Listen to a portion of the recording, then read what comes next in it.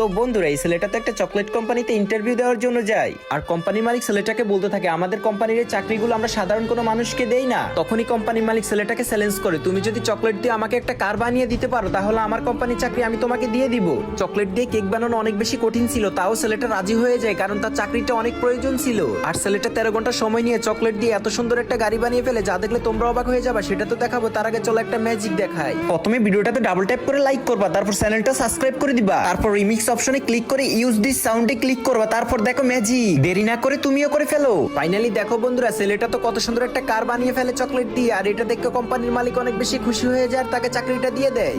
তো বন্ধুরা, এই ছেলেটা তো একটা চকলেট কোম্পানিতে ইন্টারভিউ দেওয়ার জন্য যায়, আর কোম্পানির মালিক ছেলেটাকে বলতে থাকে আমাদের কোম্পানির এই চাকরিগুলো আমরা সাধারণ কোনো মানুষকে দেই না। তখনই কোম্পানির মালিক ছেলেটাকে চ্যালেঞ্জ করে, তুমি যদি চকলেট দিয়ে আমাকে একটা কার বানিয়ে দিতে পারো তাহলে আমার কোম্পানির চাকরি আমি তোমাকে দিয়ে দিব।